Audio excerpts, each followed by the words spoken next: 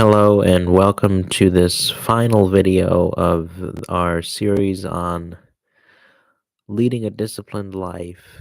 And today we're talking about the disciplines of silence and solitude.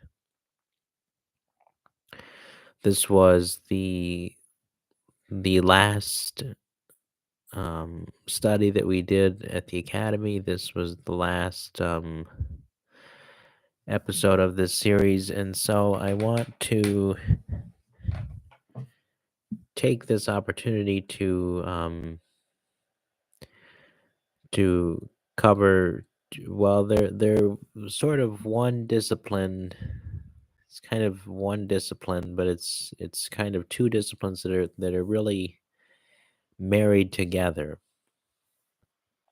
so that you can't have you can have solitude without silence, but silence is sort of is really the roadway or the gateway to practicing solitude. So if that's making sense, it's impossible to have one without the other. So Jesus calls us from loneliness to solitude. And Foster puts it as loneliness is inner emptiness, solitude is inner fulfillment. So solitude is then this place of the soul, so that, as we mentioned, a person who practices solitude can be alone or in a crowd. So that it's so solitude is this place of the soul. It's this inner, it's about the inner disposition of the heart. In a person practicing solitude, the inner disposition of the heart is turned firmly toward God. So the beauty about a person who practices solitude is that people do not control them. And we must seek a balance between being in community and being alone. So here's what Foster says again. Therefore, we must seek out the recreating stillness of solitude if we want to be with others meaningfully. We must seek the fellowship and accountability of others if we want to be alone safely. We must cultivate both if we are to live in obedience, and that's obviously obedience to God. So there's this contrast between being alone and being with others. There's this, maybe balance is a better word. We're called to seek this balance of being with others and being alone. So it's not good to be alone all the time, and it's not good to be with others all the time. You see, so we're I think the key to practicing the spiritual disciplines is learning how to live a balanced life, and we've kind of seen that throughout our study of all of the four disciplines that we've covered prayer, we've covered fasting, we covered confession last time, and now we're covering solitude. And what you see is it's this yearning to live a balanced life, to live a healthy life before the Lord.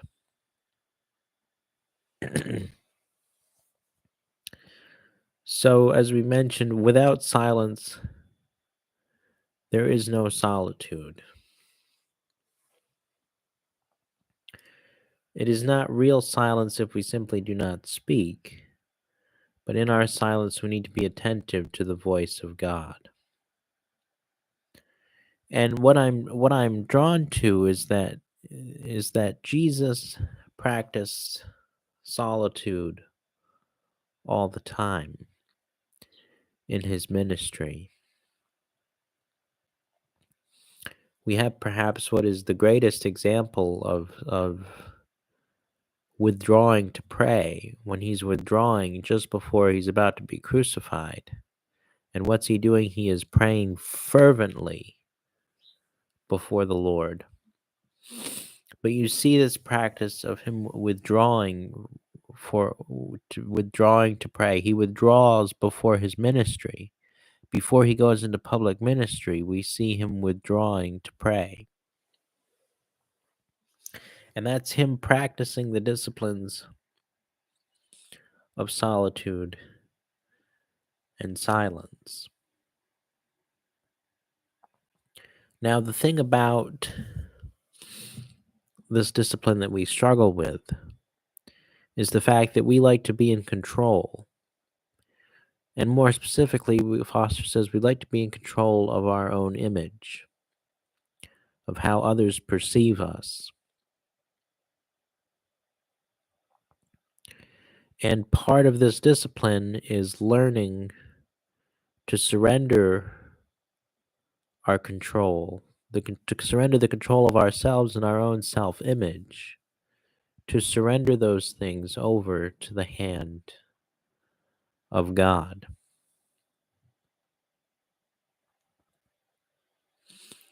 We like to be the one to justify ourselves by our words, but God wants to be our justifier. And here's what Foster again says on page 101. Silence is one of the deepest disciplines of the Spirit simply because it puts the stopper on all self-justification. So you see, we are sort of coming to the end of ourselves here and going beyond, realizing that we are finite, limited creatures who are made for more. Silence brings us to the place of believing that God can take care of us, reputation and all. So,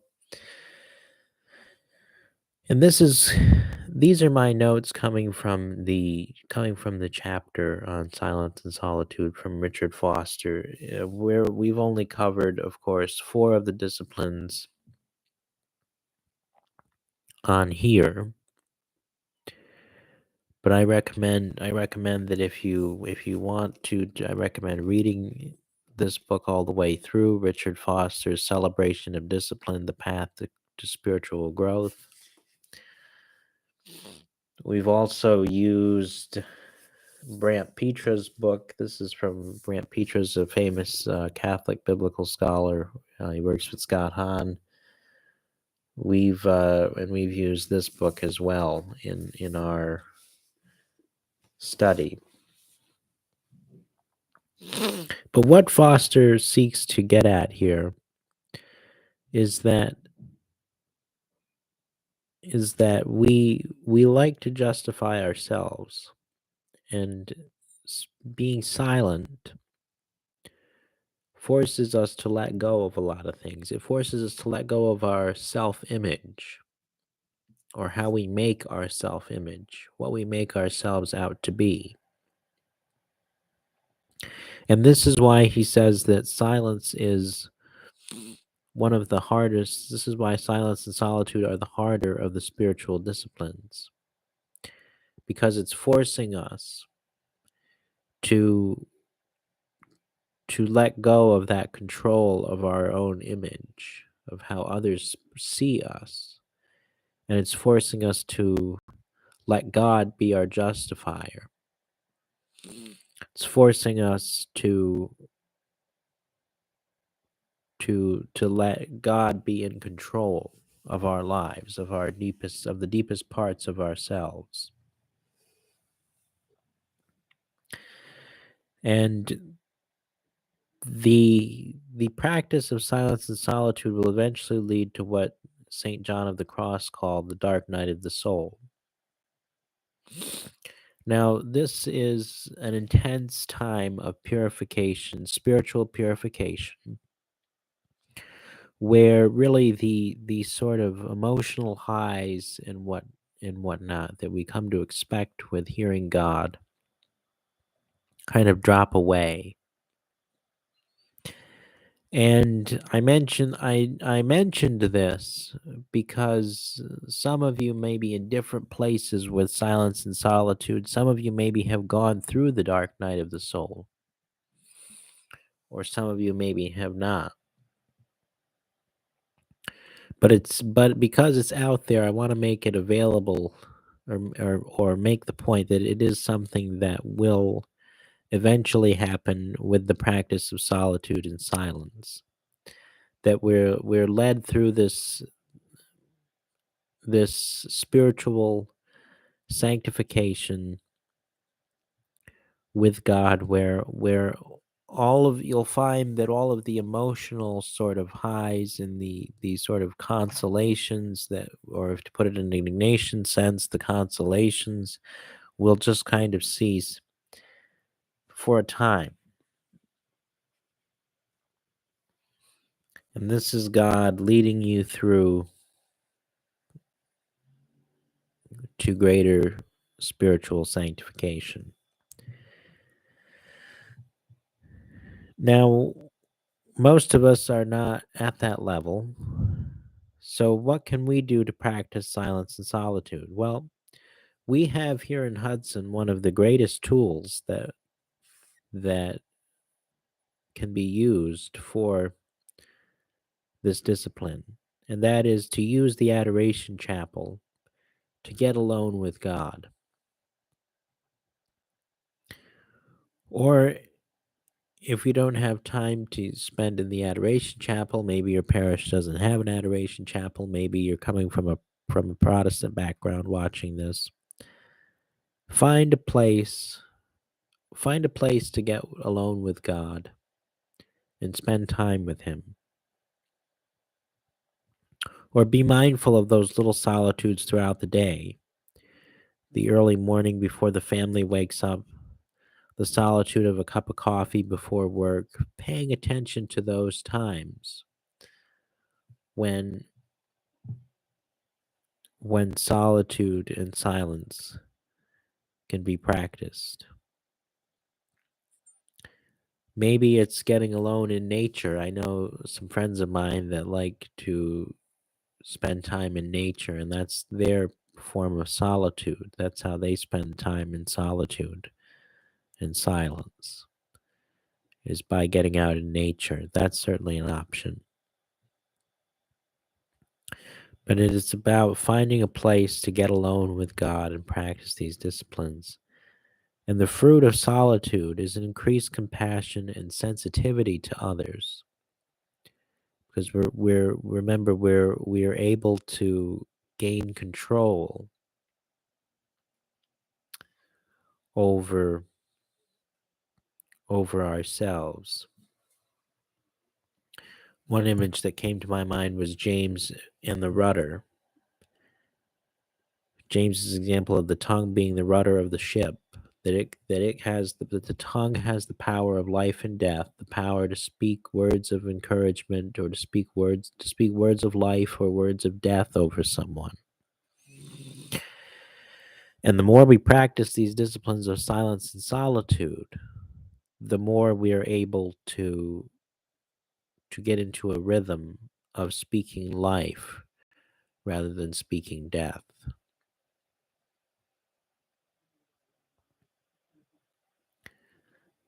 So this is a little bit of an introduction on silence and solitude, a little bit, and using Richard Foster's celebration of discipline, and and this is probably one of the harder disciplines to practice, especially if you're an extroverted person who likes to talk.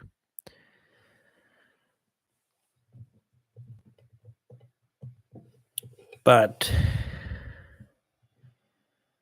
just find time for those simple things. Find time for those simple moments.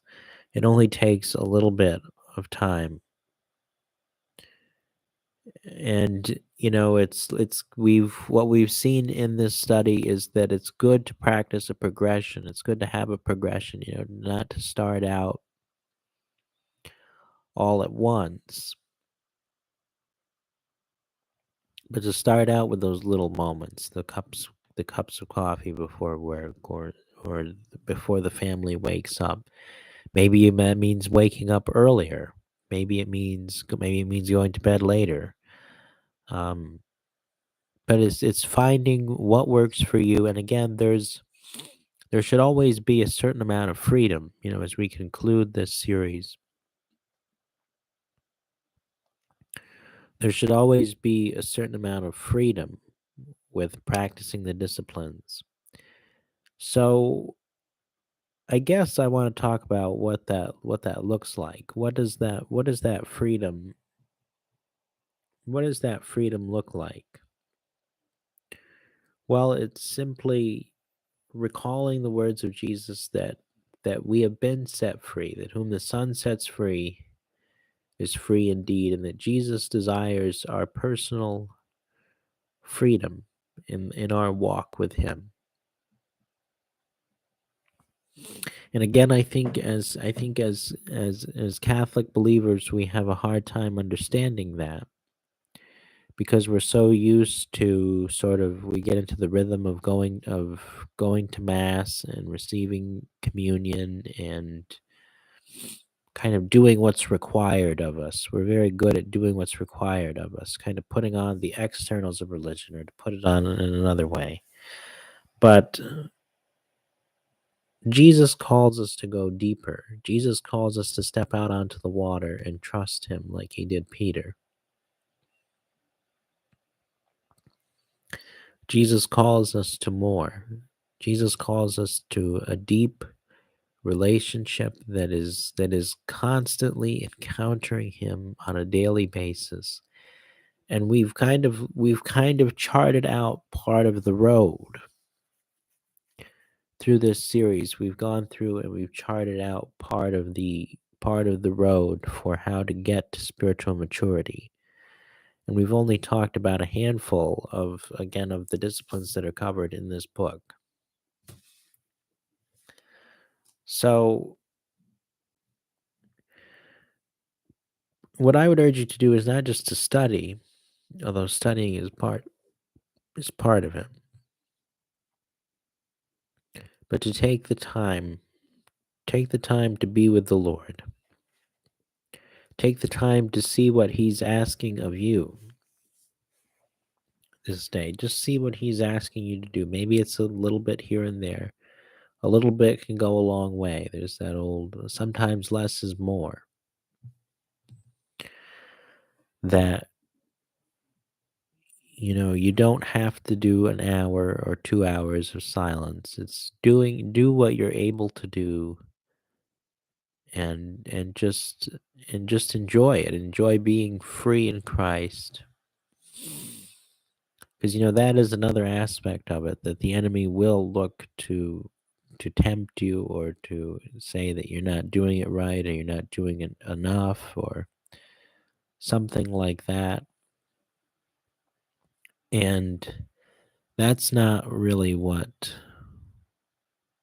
that's not really what should be.